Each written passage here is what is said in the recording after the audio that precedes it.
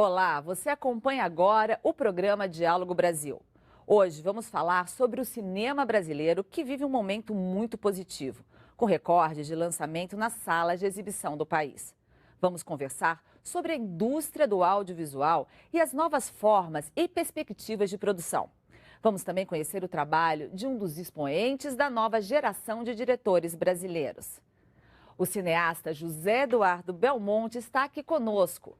Ele é um diretor versátil, já experimentou vários estilos do drama, comédia, do terror ao romance. Dirige longas, curtas e séries para televisão. A gente agradece sua presença aqui. Seja bem-vindo, José Eduardo. Obrigado, gente. Obrigado. Você concorda que a gente está num bom momento para o cinema nacional? Agora, esse ano que passou, esse comecinho está indo muito bem, né? Assim, acho que foi um ano de conquista de público, um cinema comercial foi muito bem, sei lá. Minha Mãe é uma peça, sei lá, porque eu ainda não sei exatamente os números, mas Minha Mãe é uma peça, acho que fez 6 milhões.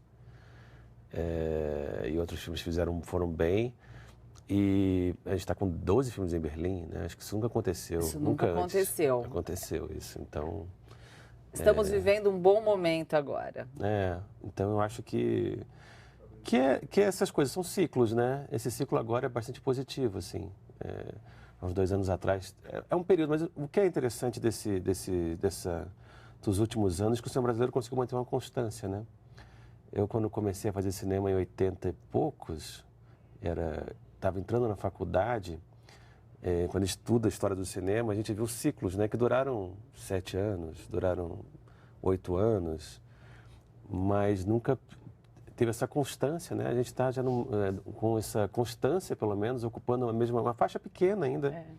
Mas a mesma faixa faz uma década e tanto já, então daqui a pouco a gente vai falar mais desse assunto, mas a gente preparou aqui uma reportagem, um VT. Vamos assistir? Vamos. Para o cinema brasileiro, 2016 não foi um ano de crise. Pelo contrário, foi um ano de recordes históricos, tanto em número de filmes lançados quanto em venda de ingressos. Upa, neguinho na estrada, upa pra lá e pra cá. Foram mais de 140 filmes novos e mais de 30 mil ingressos vendidos. Os avanços já vêm sendo registrados nos últimos anos. 2015 também foi de boas notícias para o setor. O número de espectadores e a renda das bilheterias aumentaram em relação a 2014. Os lançamentos de longas nacionais passaram de 114 para 128. Além disso, em 2015, o país alcançou a marca de 3 mil salas de cinema, a mesma quantidade de 40 anos atrás. Só que é preciso levar em conta o crescimento da população, que dobrou nesse período. Isso sem falar que boa parte dos cinemas está concentrada nas grandes cidades. O Brasil tem mais de 5 mil municípios, mas apenas 41 deles concentram 60% das salas. Quase metade da população vive em cidades onde não tem cinema. Então, como a gente viu na matéria, essa realidade ainda é complicada, né? Como é que você vê essa questão de tantas cidades sem cinema? Isso na verdade, o nosso grande problema ainda é esse, né? A distribuição e exibição, sempre foi. E eu acho que a gente perdeu essa coisa de cinema de rua, né? Os cinemas foram todos para o shopping e ficaram ingressos muito mais caros. Então, você tem um tipo de público hoje, diante da população, os números são bons. Pensar em 6 milhões para um filme é bom, mas pensando que a população tem 208 milhões de pessoas... É ínfimo ainda, É né? ínfimo, né? Eu acho que isso é uma perda, realmente. Mas o número de salas, assim, voltou a crescer. A gente estava vendo a matéria, né? Que é o número de 40 anos atrás, né? Sim. E isso está ocorrendo por quê? Qual que é a tua política pública? Né? Política pública, né? Que, na verdade, é interessante a política pública que a Ancine promoveu esses anos. Tanto garantir o dinheiro para realização, que hoje a gente tem. Realmente, o 2016, o cinema passou ao largo da crise mesmo. Havia dinheiro para filmar, havia toda uma política já construída, já com bancos e com fundo setorial, né? Então, essa é uma garantia. E também é interessante quando você faz uma política, não é só investir em produção, mas investir numa rede, né? Então, essa ideia de produzir de ter mais salas, né? O BNDES, acho que tem o Projeto Brasil disso, de todas as telas, né? E é interessante, porque você Porque o cinema precisa de salas, né? Precisa de vitrine. Claro, não adianta nada você ter 140 filmes, como a gente viu que são. Mas eu estava achando interessante isso, a gente voltar para esse assunto. como é que funciona essa questão da exibição quando você tem um número X de salas e quando a maioria das salas estão no eixo, né, Rio, São Paulo, Brasília, até que está bem, e tão poucas cidades ainda com cinema. Como que vocês enxergam isso como realizadores, diretores? É um pouco frustrante isso? É um pouco porque, na verdade, você perde a ideia da diversidade, né? Porque tem poucas salas e quando chega um blockbuster, ele ocupa 60%, 70%. Blockbuster são esses filmes grandes de estúdio, comerciais. Quando chegam os Vingadores, ele ocupa 60%, 70% das salas, né? Ou até o blockbuster brasileiro também, né? Então você não tem uma diversidade nisso, né? As salas aumentam, mas isso não implica exatamente numa diversidade. Isso eu acho que é um problema que a gente tinha que pensar também em ainda ter diversidade, não só ter volume. Só ter volume, né? E o que eu estava pensando estampou capas de jornais, a questão do audiovisual diante da crise brasileira. A gente passou por um processo complicado, né? Estamos passando aí por um processo econômico complicado, mas o que tem mostrado as pesquisas é um grande otimismo dentro da indústria de cinema. Que mesmo na crise, assim, até o Andrusha Waddington comentou o seguinte, que em época de crise, né, geralmente as pessoas tendem a sair mais de casa. Então, isso ajudou o cinema nacional. Cinema é uma opção ainda barata para você fazer um programa com a família, ou com ente querido, enfim.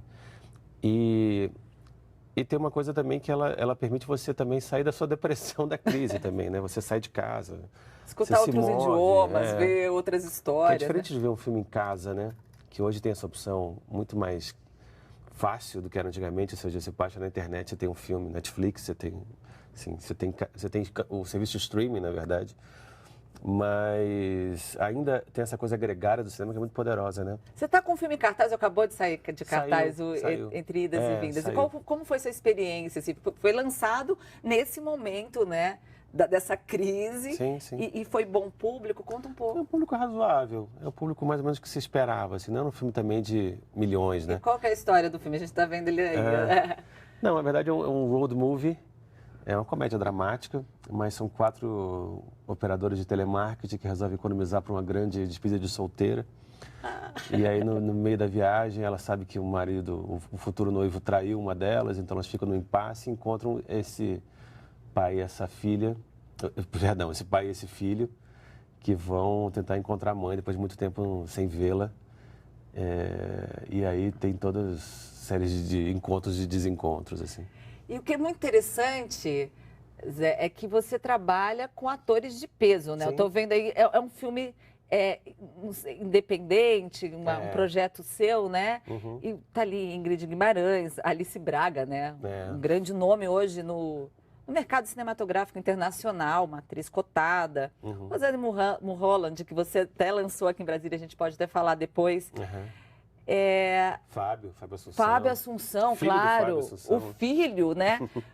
Foi difícil angariar esses atores para um projeto mais independente? Não, no caso não, porque eu tenho uma relação muito boa com os atores, né? Eles, graças a Deus, eles querem trabalhar comigo, assim. E eles aceitaram que fosse um filme menor e para eles isso era interessante com essa perspectiva, né?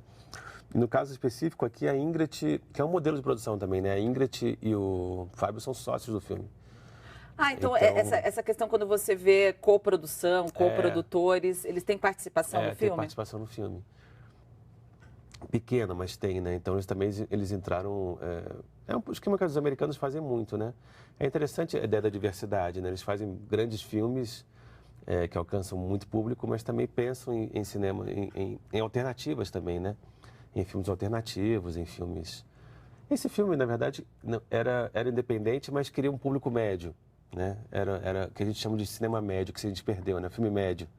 Que é um filme que na verdade, seria o filme médio? Que é um filme que nem faz uma bilheteria muito baixa, nem é um filme de arte, muito de nicho, e é um filme que não é tão caro também, e nem faz 1 milhão. Então, o filme, na verdade, é um filme que se paga, é um filme que faz um público de 100 mil a 500 mil. Quanto custa um filme desse porte? Uns 2 milhões, 3 milhões. E como que foi financiado esse filme?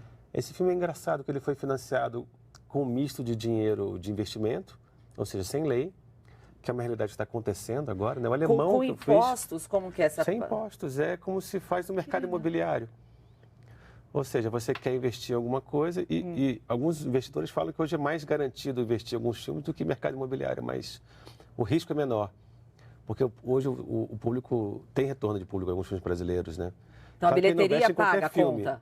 É, A bilheteria ideia- vai pagar a conta da produção. no caso do Alemão, isso aconteceu, né? Alemão A gente filme vai entrar nisso. custou. É um processo que o Ricardo. Perdão. É um processo que o Rodrigo Teixeira usa, que é um processo americano, é um modo americano de produção, em que você não usa governo. Olha lá, a gente está vendo o alemão. O alemão já vem na tua fase, né, Zé, que você já é contratado para dirigir, né? É um pouco da minha parceria com o Rodrigo Teixeira, né? Que é o grande produtor hoje brasileiro, né?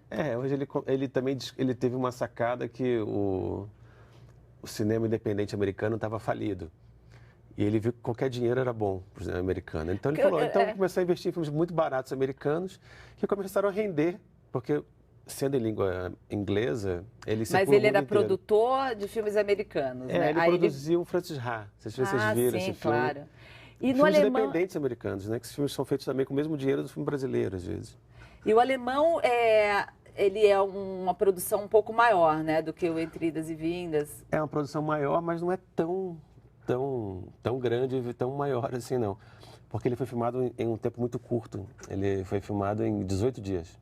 18 dias? Então, Isso é um recorde, né? Na produção, porque geralmente são 2 meses, né? 1 mês e meio, 2 meses, né? Mas é um filme que é feito de forma muito compacta, né? Ou seja, tem uma ideia de produção de filme médio, mas já pensando em alcançar um público maior, né? Com uma temática também, com um gênero também, né? Depois a gente vai até falar sobre essa questão da estética, né? Da violência, desse tipo de filme. Sim. Mas eu queria relembrar um pouquinho do início. Você fez cinema numa época em que era um pouco complicado fazer cinema no Brasil, né? Anos 80 aqui na UNB. Era a pior escolha possível. Eu fico brincando que era a escolha mais insana, porque o cinema brasileiro tinha acabado, basicamente, na época no começo do governo Collor, quando acabou a Embrafilme, né? A produção nacional se restringia a um longa por ano. E os curtas... em Brasília eram 2 curtas por ano. Então essa era a produção, esse era o panorama quando a gente começou, né? Não havia perspectiva nenhuma de fazer cinema. O Jorge Furtado tinha uma frase que, na época, que ser cineasta era que nem ser astronauta em Chipre, ou seja, não tinha função nenhuma. E aí as coisas foram acontecendo, né? Progressivamente, era a pior escolha possível mesmo, nos anos 80. Mas assim, com relação com os pais, aquela escolha, assim, né? Você bancou isso indo para publicidade, foi isso? Não, eu passei por curso de cinema e fiz cinema. Meus pais se enlouqueceram. Olha, coisa maluca, né? Tem coisa para milionário. Você que entrou em comunicação para fazer jornalismo, para você ter um diploma que serve para alguma coisa e tudo. Porque, né, o curso de cinema era ligado à faculdade de comunicação, né, na UNB. Mas eu optei, era o que eu queria fazer, era o que eu tinha paixão de fazer e se mostrou uma escolha certa, né? Com certeza. Pelas circunstâncias, eu jamais se imaginaria isso, assim. Mas eu gostava muito também, as coisas foram realmente acontecendo progressivamente, assim. E dentro da universidade, o treino ali, o dia a dia, era a produção de curtas? Era produção de tudo, era produção de curtas, produção de institucionais para a própria UNB. A gente filmava palestra, filmava...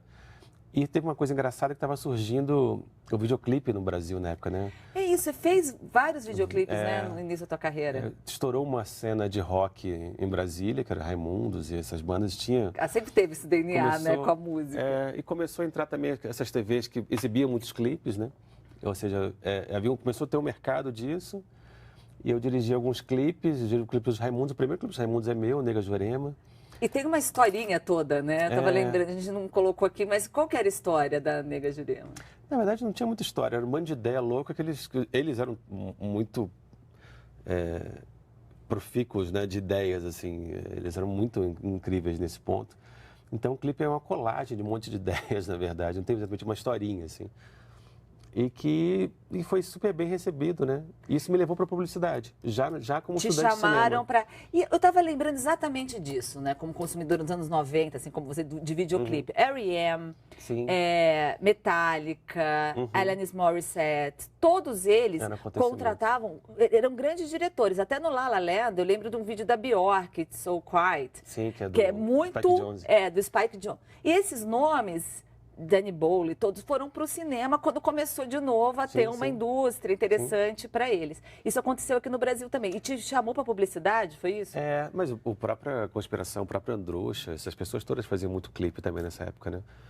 Virou uma coisa interessante, que você podia experimentar e você podia ser visto por muita gente. E trabalhar com película, né? E trabalhar com película. Então a gente fez muito, a geração que fez... Essa geração, antes de fazer cinema, várias pessoas faziam, né? Muita gente da O2 também fazia, muita gente da Conspiração. A da O2 é do Fernando Meirelles, né? E aí começou também a trabalhar em publicidade e ganhar dinheiro. Meus primeiros filmes foram bancados por mim mesmo, né? Com o dinheiro que você ganhava na publicidade? Nunca mais faria isso, mas na época era a perspectiva que eu tinha. Esse foi o caso do Subterrâneo, seu primeiro filme aqui em Brasília? Subterrâneos, não. Na verdade, foi um pouco. Teve um dinheiro meu, um dinheiro de uma amiga minha, que é a Cibele, que a gente resolveu, sei lá, tinha um dinheiro sobrando e os dois colocaram dinheiro no filme e a gente investiu no nosso próprio filme. E um longa-metragem, corajoso. Longa-metragem, assim. Porque, na verdade, quando começou, muita gente queria fazer, mas o dinheiro ainda não era suficiente para todo mundo, né? Então, obviamente, que quem ganhava edital é quem já tinha um currículo prévio. E para você começar um longa-metragem, era muito complicado. E não tinha os editais de fomento ainda para longa? Tinham, mas premiavam 5.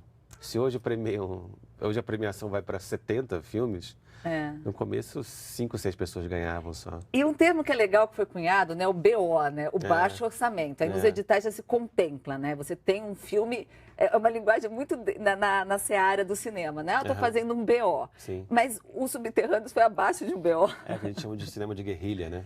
Isso. Filme de guerrilha. É o filme que você faz de qualquer jeito, assim, meio na rua. Que é uma experiência do cinema novo, na verdade, que você só usa expertise de outras experiências antigas. No Velho Vague era feita assim também, né?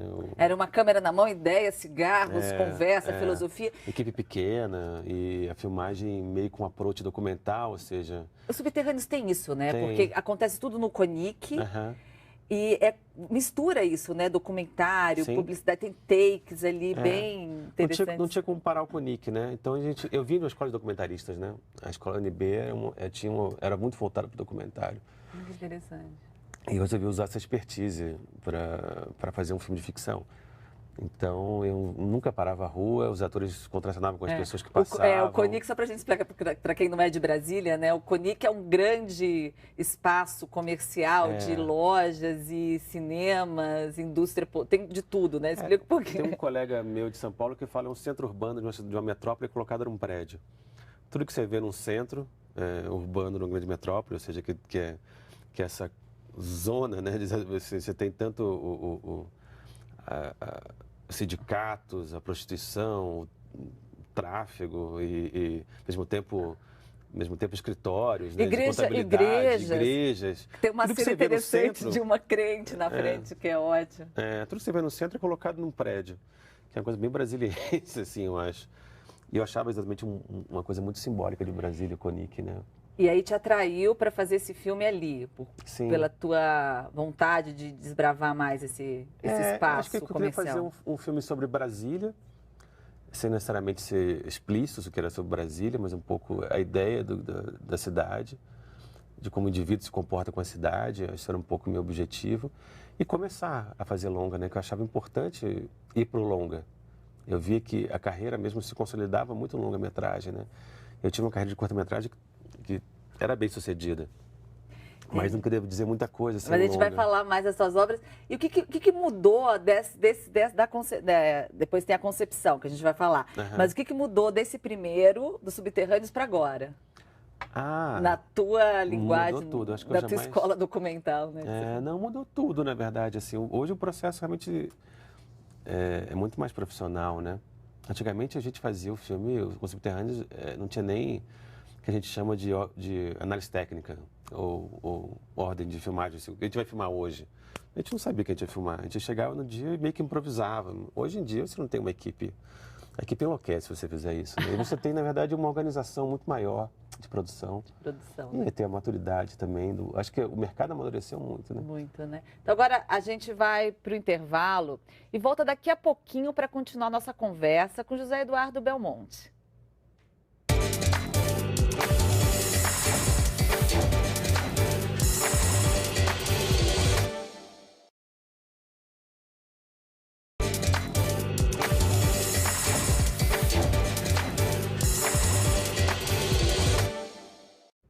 O Diálogo Brasil está de volta. Hoje o assunto aqui é cinema.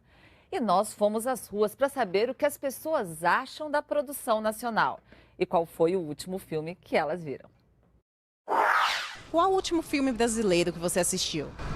É O Homem que Desafiou o Diabo. E você costuma ir ao cinema ver filmes brasileiros? Não, no cinema eu nunca fui, né, ver, mas na televisão geralmente eu costumo ver. Minha Mãe é uma Peça. Você costuma ir ao cinema ver filmes brasileiros? Sim, eu gosto bastante de filme brasileiro porque tem uma produção legal. O Auto da Compadecida. Você costuma ir ao cinema ver filmes brasileiros? Não. Não muito. Você faz opção por filmes de outras nacionalidades ou você não gosta muito de filme brasileiro? O que acontece? Não, eu gostar do filme brasileiro eu gosto, mas é tipo assim, a gente prefere mais filme de fora, né?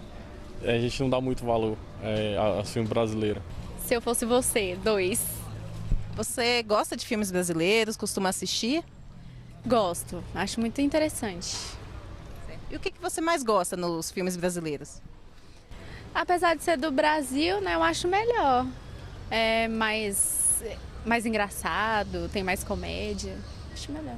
E Minha Mãe é uma Peça 2. E você gostou do filme? Bastante, é um filme bem alegre, bem animado. É bom o filme. Você costuma ir ao cinema ver filmes brasileiros? Sim, constantemente eu vou.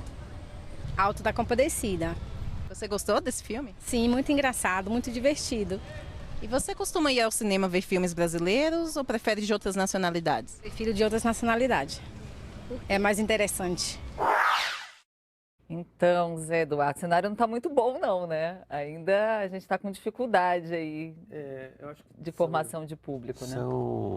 Eu acho que são várias coisas, né? Para analisar essa questão do cinema brasileiro com o público que ele tem, assim. Eu acho que tem uma coisa do Brasil com o brasileiro com o Brasil, assim, tem uma dificuldade de autoestima mesmo né? do brasileiro sempre fala assim, esse país aqui foi colonizado por... sempre tem essa coisa que a gente nunca tem uma história boa sobre a gente mesmo, assim. Acho que tem uma questão de autoestima brasileira que tem dificuldade um pouco de se ver, de falar bem de si. Isso aqui é Brasil, as pessoas falam isso na rua, né? Então, acho que o cinema reflete um pouco essa dificuldade também do brasileiro consigo mesmo, com sua própria nação. É uma nação jovem, né? É uma nação jovem. Que mas tem essa questão. Essa é uma questão. Essa não é a única questão, TV, né? Porque eu acho que os artistas também nem sempre... Essa é uma questão também antiga, assim, a própria classe intelectual, ela tem uma distância do Brasil também, né? Isso também reflete em alguns realizadores que não buscam público mesmo. Isso é pertinente não buscar público também, porque o cinema também tem uma parte de pesquisa de linguagem que tem que ter mesmo. Mas também não pode ser só isso e também não pode ser só público, né? Acho que é que eu falei da diversidade. Então, durante muito tempo, a gente acho que desequilibrou, vem desequilibrando essa equação, ou esquecendo o público, ou só buscando público. Ou seja, a gente não tenta achar esse aspecto da indústria que é tão saudável como a indústria americana, que faz tudo. Você tem tanto o Jonas Mekas, que faz experimentais, como você tem, sei lá, o Michael Bay, que faz os Transformers e tudo. Os Transformers.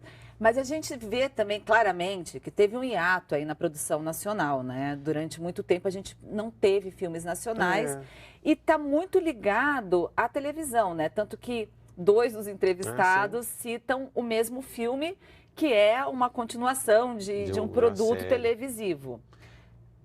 E tem como, você acha que tem como a gente mudar isso com o tempo? O que está sendo feito nesse sentido, Zé? Eu acho que tem uma coisa que a TV é muito forte no Brasil também, né? Isso é um dado, assim. É um audiovisual que é feito, tem muita força. Eu acho que já se evoluiu muito. Hoje você vê algumas pessoas que falam que vão ver filme brasileiro. Antigamente, as pessoas nem cogitavam isso. Você pegando as pessoas na rua, era raríssimo alguém que via filme brasileiro, mesmo que ainda seja só um tipo de cinema brasileiro, que é basicamente as pessoas falando de comédia, né? Ainda existe uma perda de preconceito. Tropa de Elite, imagina, pessoas é um filme que todo mundo vê, respeita. É isso que eu estava pensando aqui na hora dos comentários. Não citaram o grande filme, né, da retomada, que é o Cidade de Deus. Acho que até mais que o Central do Brasil. É verdade. Né? Tem comentários aí que Martin Scorsese anda com Cidade de Deus embaixo do braço. É um dos meus 10 mais favoritos. Assim. Sim, mas é considerado aliás, dos filmes assim, modernos. Dos modernos, né, que foi aí uma mudança, né, do cinema brasileiro para o mundo e ter esse reconhecimento. E eu queria entender um pouquinho, né, quando se pensa em se realizar, desde o roteiro, essa glamorização depois de Cidade de Deus da violência. A gente vê no Alemão, no Tropa de Elite, como você citou o Tropa de Elite, isso é um problema, Zé? Isso reflete a nossa realidade ou isso é uma forma de atrair um público maior? Eu não sei se é glamorização, né? Porque glamorização seria, inclusive no Tropa de Elite, no caso a violência... A gente está aqui com Cidade de Deus, né? Não sei se a violência é totalmente glamorizada, assim. Eu acho que existe um interesse muito grande da população de entender o nosso abismo social. Essas questões da violência estão todo dia no jornal. Então, é um tema que as pessoas querem entender. É claro que existe uma questão muito delicada, ética, para o realizador, até que ponto... Essa cena, né? Meu nome é Zé Pequeno. Isso daí ficou no imaginário, né? Do mundo. Existem várias questões éticas complicadas quando você vai entrar nesse universo. Inclusive, filmagem com crianças e tudo, né? Enfim, pegando... Mas, enfim, é isso. Tem que saber como é que você... Porque isso é uma realidade também, né? Mas como é que você filma essa realidade? Eu acho que implica em várias questões éticas, assim, delicadas. E como você transforma uma realidade que é muito problemática, né, e muito pungente, e muito impregnada na realidade, como é que você transforma esse em entretenimento? Mas isso é sempre complicado. Isso né? é sempre complicado. A gente também é imaturo nesse universo, né? Os americanos já discutem a realidade deles há muito tempo, eles são muito objetivos. Os franceses também, né? A gente ainda tem dificuldade de falar sobre a gente mesmo, né? A gente parece que está na adolescência, sabe? Que você está falando sobre você mesmo e não consegue, sente um pouco de vergonha. E a gente está um pouco no Brasil, ainda vive essa adolescência, assim. Então, as coisas às vezes vão ser medidas, né?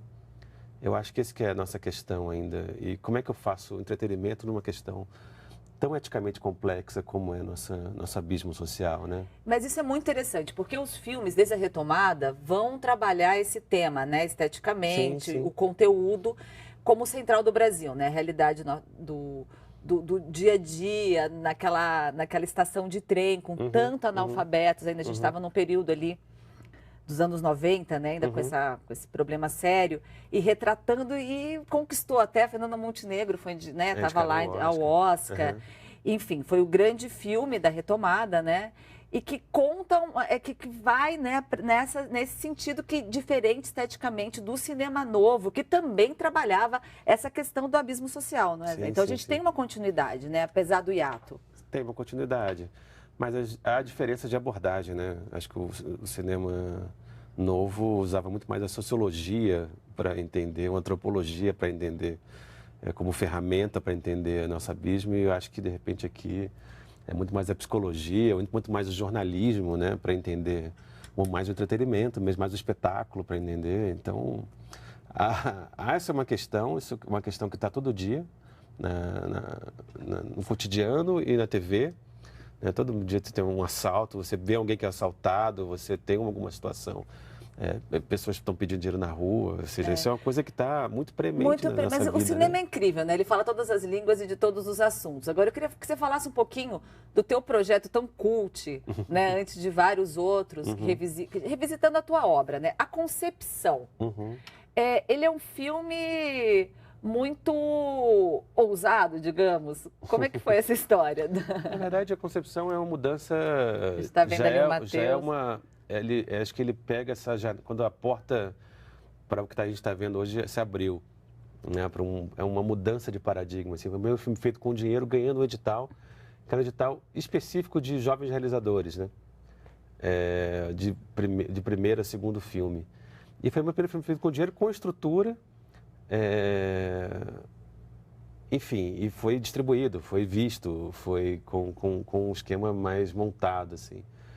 E é interessante porque o filme foi muito visto porque o Matheus Nattergalli, que tinha feito o Auto da Compadecida, ou seja, era um ator que estava naquele momento, alto, né? E topou fazer o filme, e com isso também eu consegui conciliar com os jovens rostos que viriam a se tornar com Juliano Casarré, né? Rosane Holland, Milen Cortais, né? Que fez Tropa de Elite, que na época tinha feito Carandiru, mas estava começando assim, a ser visto. E ele foi, assim, um marco, né, na tua carreira. Foi, né? depois a gente ficou muito amigo e fez vários filmes juntos. Mas eu digo também no sentido de te chamarem para fazer filmes e de você começar a abrir mesmo como diretor de cinema e realizador e roteirista. Tem uma coisa também que o filme é uma coprodução com uma produtora paulista. Na verdade, já é uma ideia de trabalhar com um produtor profissional. Né? Os Subterrâneos não tinha produtor. Era guerrilha. Era a gente mesmo produzindo. Assim. Então, a ideia de um produtor profissional que traz um distribuidor. Ou seja, já era uma quebra de paradigma. Assim. É como você sair da infância para uma adolescência. Assim. E, nesse ponto, trouxe atores que vinham de um outro circuito e começaram a falar de mim. E, nesse ponto, me tornei conhecido também. Não só porque o filme foi exibido. O filme tinha assessoria de imprensa, imagina. Isso aí era uma coisa inconcebível. A gente tem uma pergunta aqui para você. É do estudante Tiago Leão. Ele é um fã de cinema. Vamos ver qual é? Vamos. E a minha pergunta seria sobre se o cenário político do país influencia muito na produção de um filme, assim. Tanto em questão econômica, em questão de aporte do governo, né? Leis de incentivo à cultura, essas coisas. Tanto em questões de inspiração, sabe? Queria saber dele, assim, o que ele acha, o quanto isso mexe na visão dele, na questão de... Enquanto isso influencia o que ele vai abordar num filme. Enquanto o cenário político está estável, está instável, o quanto isso mexe com as inclinações dele de tentar retratar esse momento atual na tela, né, no cinema. Então... Acho que tem dois aspectos. Um aspecto realmente econômico, assim, as políticas públicas, né, interferem realmente. Hoje a gente vive um tempo muito bom, mas uma canetada desmonta muita coisa. Então a gente ainda depende muito de políticas públicas. Isso é uma questão. Eu sou um cara que sempre gostou muito de política. Não sei se fui criado em Brasília, não sei, mas eu sempre busquei falar sobre política nos meus filmes, nem que seja de forma indireta.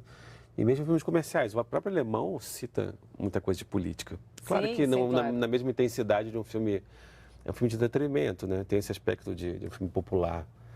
Mas se nada mais der certo, fala sobre eleições, o filme se passa durante as eleições, mostra políticos no filme, políticos estão no filme. Né? Então, política me interessa sempre. Eu acho que a gente não fala tanto de política porque é aquilo que eu falei, a gente está na adolescência da nação. Então, falar as coisas abertamente, como os americanos fazem de forma muito impressionante, né? Eles falam de si mesmos de forma muito... E as pessoas têm medo um pouco de falar de política, né? É meio delicado. Vamos lembrar que o Se Nada Mais Der Certo é o teu quarto filme, né? É, meu quarto filme. Que tem a interpretação fantástica do Cauã Raymond, né? Parceirão. O primeiro, assim, não o primeiro filme do Cauã, mas o filme que antes do Cauã ser a celebridade que ele é hoje. Dele? Não é o primeiro. Ele é o terceiro filme dele. Mas ainda no começo, né? Mas ele ainda não era a celebridade que ele é hoje, né? Era o... E esse filme já é passado em São Paulo, né? Já tinha me mudado para São Paulo. E, na verdade, eu escrevi numa época específica de Brasília, que eu achava que, enfim, delicado falar isso, mas eu achava que era uma época política muito complicada, de uma certa seca moral, assim. Uhum.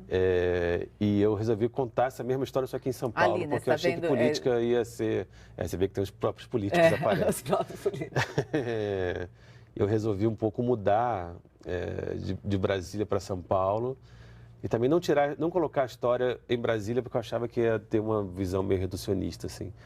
Porque, na verdade, conta a história de pessoas de classe média que começam a entrar numa vida criminosa e criam uma família afetiva a partir daí.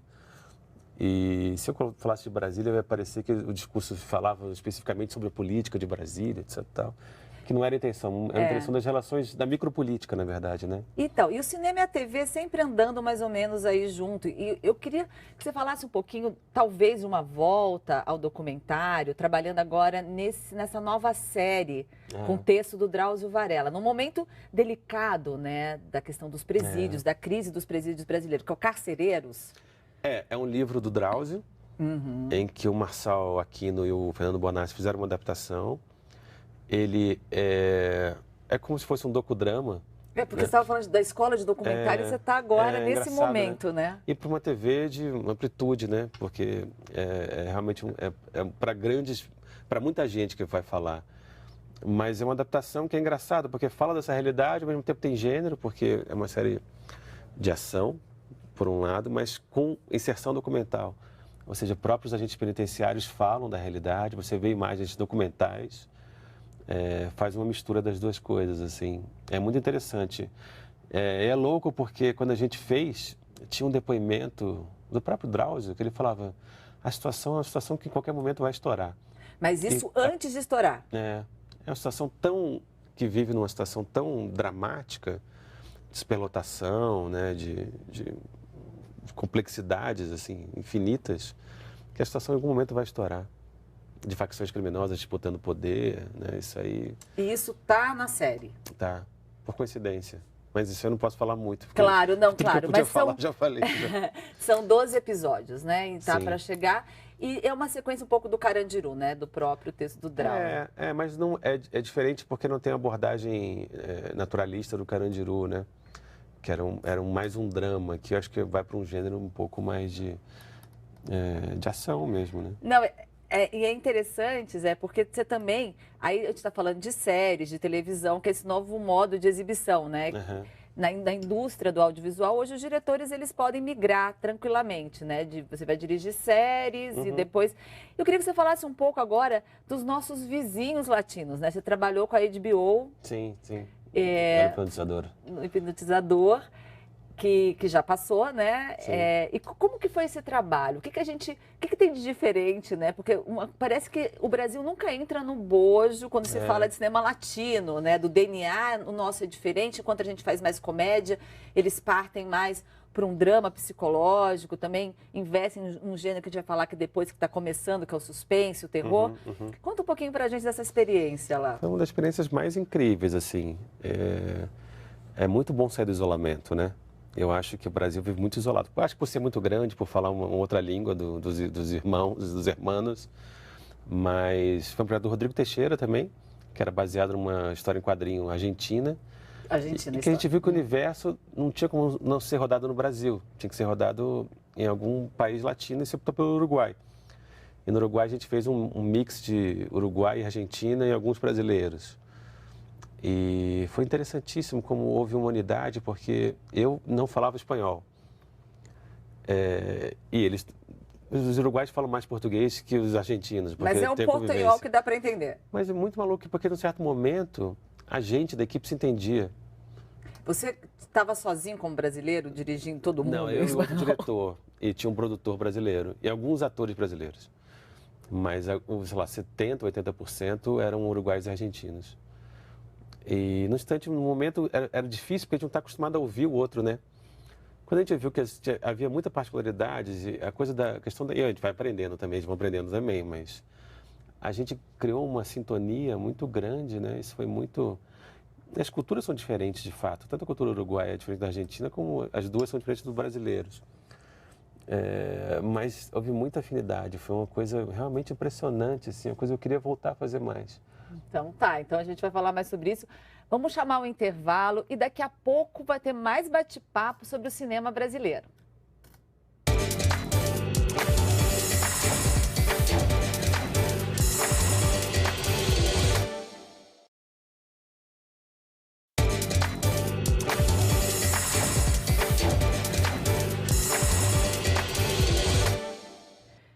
O Diálogo Brasil está de volta e nós temos aqui o diretor de cinema José Eduardo Belmonte.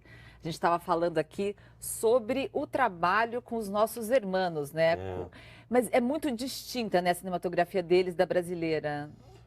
Acho que tem outro tipo de emocionalidade, né? A gente talvez tenha uma coisa mais... Eles também são muito passionais, os argentinos, né? Mas acho que no outro diapasão, assim. Mas eu adorei o Uruguai. Os uruguaios são incríveis, né? É um lugar incrível e os atores são os melhores atores que eu já trabalhei, porque são atores de uma precisão e um maluco, porque eles fazem 5 filmes por ano. O Uruguai faz 5 longas por ano, mas tem uma coisa de escola de teatro, né? Tem um grupo de teatro que é bancado pelo governo, que existe há, sei lá, 70 anos. Então, é uma vida cultural muito intensa, muito rica, apesar de ser um país muito pequeno, né?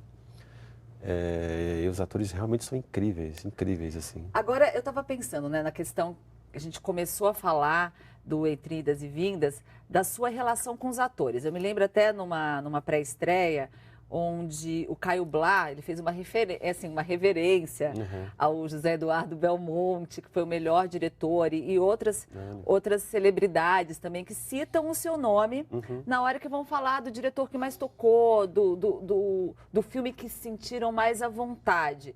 Isso funcionou também no Uruguai. Então, o diretor ele tem que falar todas as línguas no coração do ator? Como é que funciona essa técnica? É uma linguagem não verbal, talvez, isso, né? De tentar entender o outro, eu acho. Ter um pouco de psicologia, acho que dirigir ator também, de entender o outro e fazer que aflore o melhor dele em cena, né? Você usa um pouco a pessoa quando você dirige. Você não acessa só a figura pública do ator, né? Mas a figura humana mesmo, né? Porque o processo é muito humanista, o processo de dirigir. Né? Então imagino, você tá... E até assim, um parênteses, né? Quando eu lembro dos depoimentos da Bjork, de vários atores do Lars von Trier, que ao contrário do que faz com você, falava assim, eu nunca mais trabalho com ele. Existem porque rouba a alma. Existem duas formas, né? De você quebrar, porque atuar é romper barreiras, né? Você chegar em lugares que você não chegaria, mas por causa de uma circunstância do trabalho, você tem que romper barreiras. Assim. Isso, para o ator, é muito constante. Qualquer profissional na vida tem que romper barreiras, mas para o ator é uma coisa muito cotidiana. Há duas formas de romper barreiras, né? Ou você faz no grito ou você faz no amor, né? Eu acho que o amor é sempre mais potente porque você tem a parceria do outro, você tem a inteligência do outro a seu favor, né? Você pode fazer as coisas de forma autoritária ou de forma mais democráticas, assim. Democráticas demoram mais tempo, mas elas são mais duradouras, né? Tô vendo aqui o oposto aqui do nosso dinamarquês. Tão controverso. Não, assim... Os teus filmes, eu conheci um pouco, sim. Dizem. E as novas tecnologias, Zé, o que está ajudando aí esse aparato todo tecnológico que a gente tem com GoPro e acabou, né, a película, você não tem mais que carregar aquelas câmeras. O que está sendo usado, o que mudou e o que está ajudando aí na produção de vocês? Eu acho que hoje a produção é muito mais rápida, né, do que era antigamente. Mas quando você dá um upgrade, você quer usar mais ainda do que você, né, já que você tem mais oportunidade, você usa mais no limite. Então, de certa forma, nessa coisa do tempo, como a gente tem mais rapidez, mas pode filmar muito mais do que filmava antigamente, porque digital, a película era muito cara, ela tinha cada lata ela tinha 4 minutos. Hoje, um HD, você pode filmar um plano de 20 minutos. O alemão tem plano de 18 minutos, que eu fui cortando, mas tem plano de 18 minutos. Plano de sequência, que você foi... Mas depois eu fui cortando ele, mas eu filmei como se fosse um plano de sequência. Mas quanto mais você usa, né, mais complexo fica. Então, por um lado, adianta, mas as pessoas usam no limite tudo, né? Então, o que acho que é curioso de pensar, porque hoje a tecnologia de audiovisual é acessível a qualquer pessoa. Qualquer pessoa. Hoje se filma... de celular, né? Todo mundo fazendo os seus filmes. Posta no YouTube e tem uma plateia. Mas isso é cinema? Não é cinema, mas as pessoas, às vezes, elas contam suas próprias histórias. Então, você tem hoje uma competição que você não tinha. Antigamente tinha coisa do diretor xamã, né? Aquele que organiza e conta as histórias para os outros. Hoje todo mundo conta a sua própria história. Então, você tem que saber como é que você conta histórias que sejam interessantes para essas pessoas que gostam de ver suas próprias histórias ou as histórias dos seus amigos, né? Isso cria um desafio para o realizador, para o contador de histórias, como é que ele vai ver para uma plateia que já não olha ele do mesmo jeito. Antigamente ele era o contador de histórias, as pessoas depositavam nele as expectativas de ouvir histórias e se entender. Hoje as pessoas fazem cinema, não é cinema, mas é audiovisual. Você pode achar que não é audiovisual profissional, mas é audiovisual narrativo, né? Porque você pega esse snap, as pessoas estão, hoje eu estou aqui agora com fulano, encontrei fulano, encontrei... E pode fazer é uma curta, narrativa, né? E você tem essa questão de conteúdo mesmo, né? Para vários canais aí que precisam dessa galera aí, né? São desafios novos que o digital colocou, assim. Abriu-se uma gama de possibilidades que há de ter discernimento e inteligência para... Então, agora, José Eduardo, nós temos mais uma pergunta para você. É feita pelo Tom Maranhão. Ele é coordenador da Casa de Cultura da América Latina aqui em Brasília. Vamos conferir?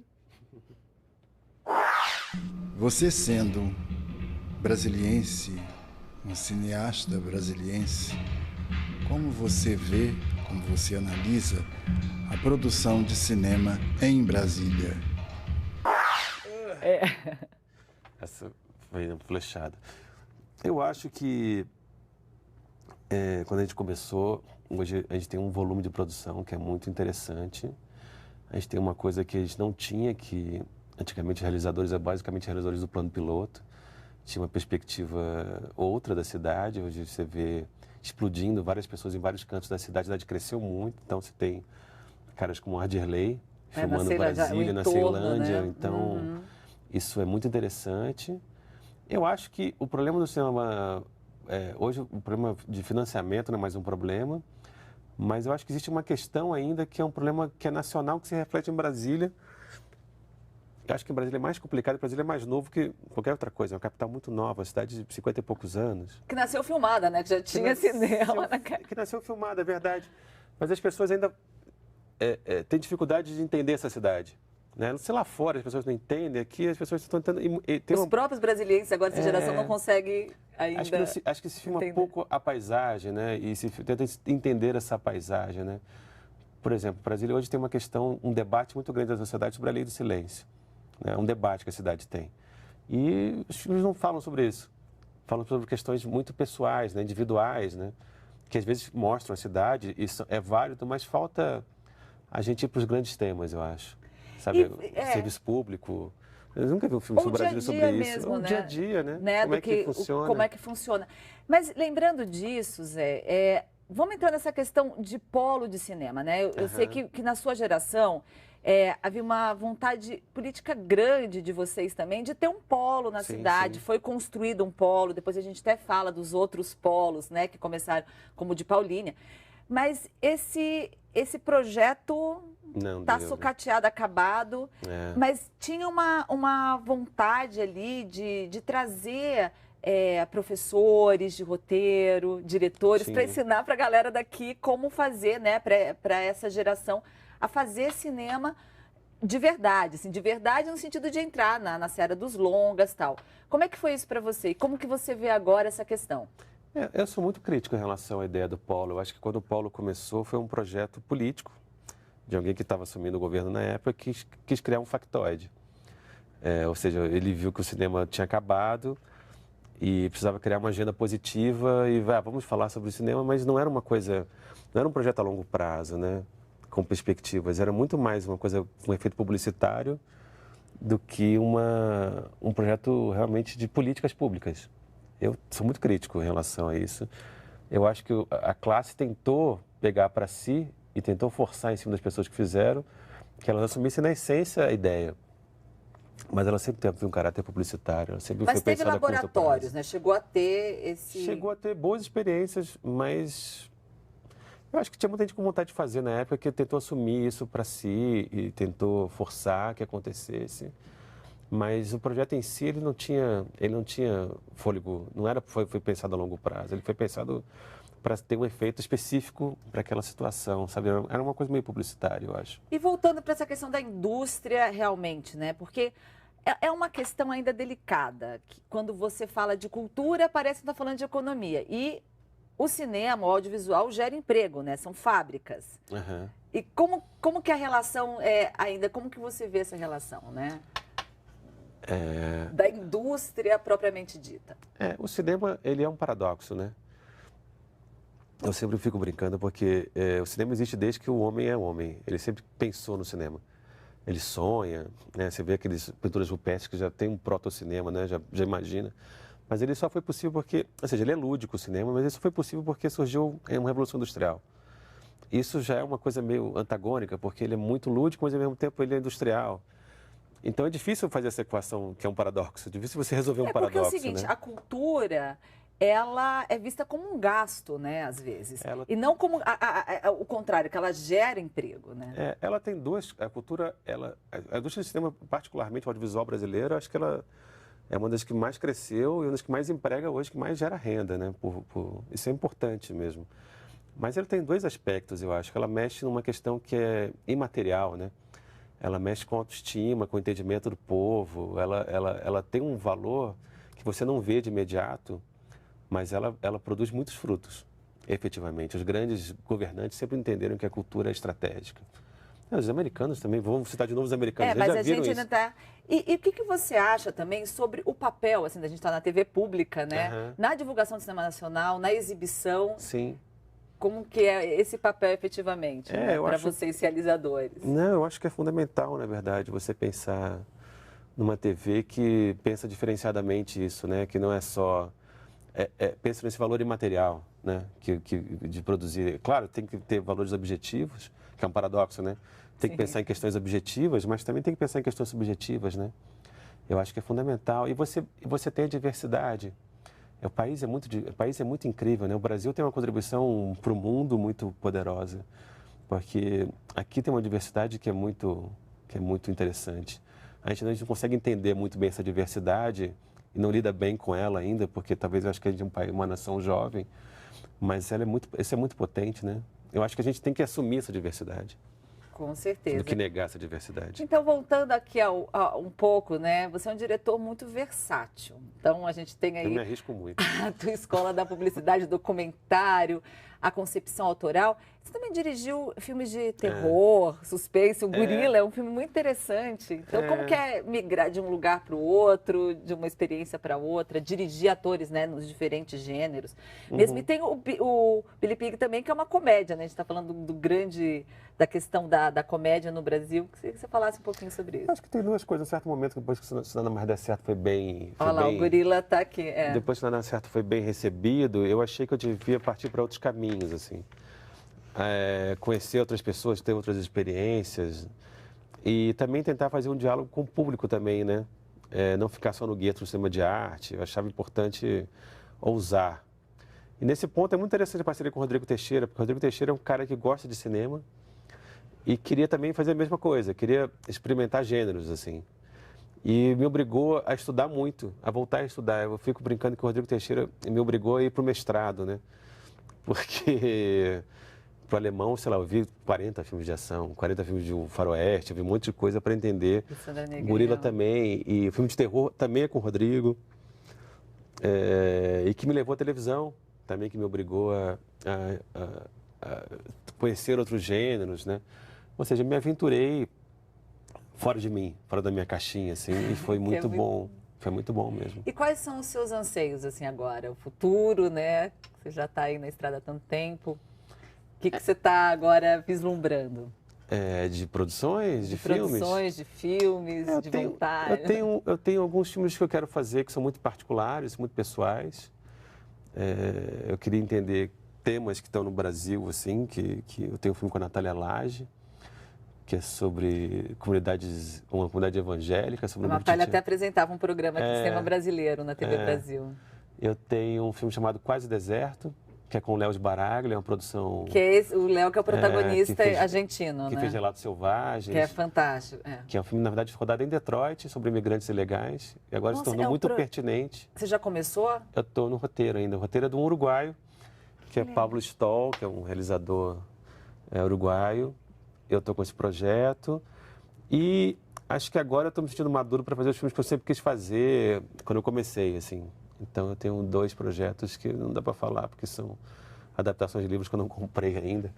Mas você agora está também... Estou muito tempo querendo fazer. Você agora voltou a escrever os seus roteiros. Você fica entre, né, trabalhar com direção e escrever os seus projetos. Agora estou voltando para mim mesmo, voltando para o diferente, né? Eu fiz uma viagem para fazer outros projetos de produtores, projetos de televisão. E agora estou voltando um pouco para os meus projetos pessoais. É claro que eu ainda vou conciliar, porque eu vou fazer agora Alemão 2. Olha, eu devo estar rodando daqui a 2 meses, eu devo estar rodando daqui em abril, eu devo estar rodando Alemão 2. E vamos para a gente terminar. Fala em poucas palavras. Quais são os desafios para o cinema brasileiro, Zé? Eu acho que quando eu comecei, tinha uma frase do Scorsese que eu achava muito emblemática, que eu acho que é o desafio do cinema brasileiro passa por essa frase, que ele fala que fazer um filme não é difícil. Difícil é construir uma carreira, construir uma história. E para isso você precisa equilibrar muito pragmatismo com inconsequência. Ou seja, um outro paradoxo, né? E eu acho que o desafio é a gente equilibrar questões muito objetivas que obrigam com uma dose de risco muito grande também, que a gente tem que se ousar para ouvir novas histórias, se abrir para novas histórias, pensar em novos mercados, novas formas de produção, entender o público, que é um público muito dinâmico, né? E a história é muito dinâmica, enfim, a gente tem que entender tudo isso. Muito bem. E o nosso programa chegou ao fim. Eu agradeço a presença do cineasta José Eduardo Belmonte. E se você quer saber mais sobre o programa, entre no site da TV Brasil. Na terça-feira que vem, o Diálogo Brasil está de volta. Até lá!